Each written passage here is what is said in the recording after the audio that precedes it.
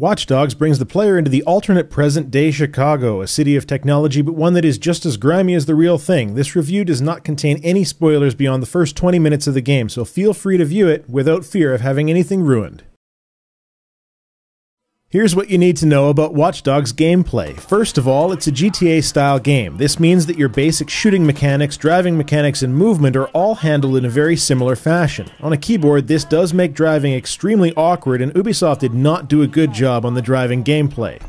Cars accelerate at a pedal-to-the-floor speed every single time you drive anywhere. This results in drifting and crashing frequently, and when combined with the same all-or-nothing turning, just makes driving unpleasant. Now, keyboards are a digital input, not analog, so obviously you can't do incremental acceleration or turning like you can on a console, but cars in games like Saints Row and GTA drive much better.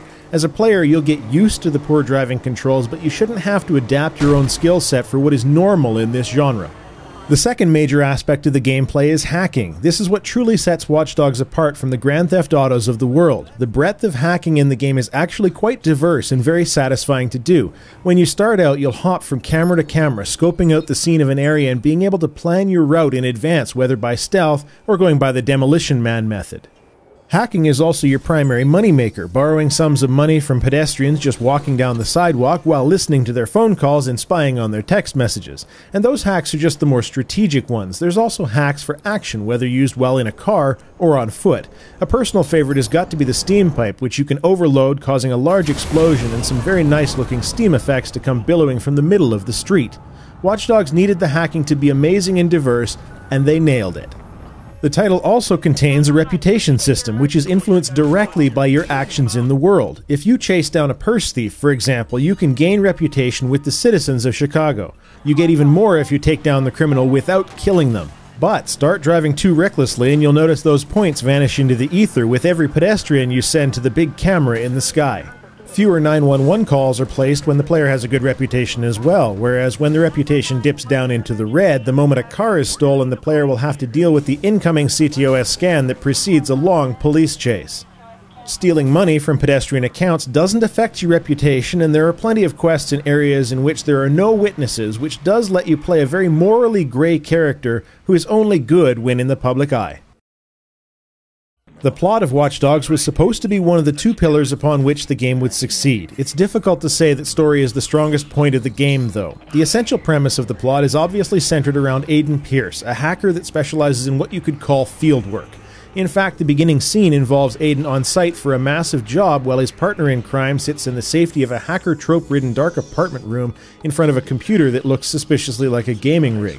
Through that initial ruined hack job and subsequent escape, Aiden becomes the target of a shadowy individual. Following that, Aiden's niece turns into collateral damage, and thus the vigilante is born, seeking revenge and all that. You got a nasty security system. He's even got that Batman deep and gruff but fake-sounding voice, which does take a little away from the character. Aiden is very difficult to identify with as the player. Sure, you can get behind the revenge angle, but as with all games in this genre, after the death toll starts to hit the triple digits, you start to wonder whether the monster you're becoming is worth the revenge. Now that said, it is entirely possible to play the game in a very non-violent way. Knockdowns, takedowns, and escape are viable options in most cases.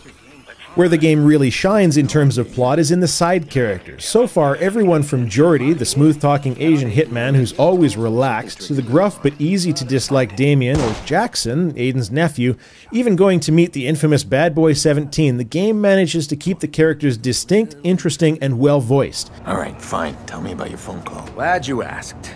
Okay, we got a bunch of dead bodies, right? We got 40,000 people above us. We need a distraction. I called the cops. You did. The primary problem with the plot and character in Watch Dogs ultimately is Aiden himself. He's a bit on the stereotypical side, but at the same time, it is easy to imagine becoming pretty detached and gruff by being indirectly responsible for family deaths. The Watch Dogs soundtrack was written by Brian Reitzel. He's not a huge name in the world of soundtracks, having done music for the movie Lost in Translation and the TV series Hannibal. The game contains a pretty decent selection of licensed songs as well, everything from Alice Cooper to Public Enemy and back to Weezer. The songs are in much the same vein as the rest of the genre itself. They autoplay when you hop into a car for a joyride around the city. They're also unlocked, where you can get them from hacking the phones of various people out in the world. There isn't much else to say about the music, although they could have left the Smashing Pumpkins out and it wouldn't have been missed. The PC version of Watch Dogs is fairly well done, all things considered. Performance can be a bit rough in spots, without an obvious reason why, when playing on high or above for graphical settings. A lot has been said about the game not looking very good, which is a premature view coming primarily from people that are watching compressed videos on YouTube or streamers on Twitch. The keys can be rebound, which is standard in this day and age, although there is a beef to be had on how they handled this. By default, Q is the key for hacking, which is fine for most things, except that often you need to hack on the fly while moving rather quickly, whether on foot or in a car. As a result, you're using your WASD hand to hack while trying to maintain control, which, while it certainly gives some realism in hacking a steam pipe or traffic light while driving, it does break the immersion a little bit. Sure, you can change that to a mouse button, but it doesn't let you specify a hack key for driving only, which means that if you move it to the mouse, it's there all the time. Given that the right mouse button does nothing while driving, it would work nicely to set hacking to that button, but leave it as Q when outside the car. It's a minor gripe, though, to be sure.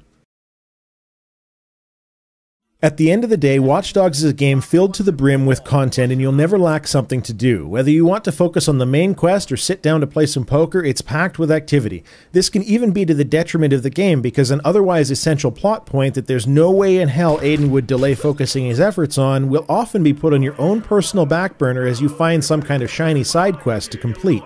It's also very similar in design to the other games that could be dubbed the Grand Theft genre. If you enjoy those games, there's a good chance that you'll like Watch Dogs as well. If you don't enjoy them, then frankly there isn't enough new emergent gameplay to keep your attention for very long.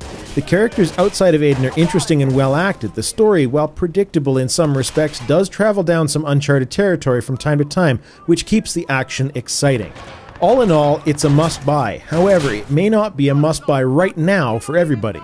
You could wait a few weeks or months, get the game on a nice sale, and not be worse for wear. Despite a few shortcomings here and there, Watch Dogs is a heck of a lot of fun to play. It's worth a solid 8 out of 10. Not a revolutionary title, but certainly evolutionary, and is just a blast. Thanks for tuning into my review of Watch Dogs. I hope it was helpful to you. Have a wonderful day. Cheers.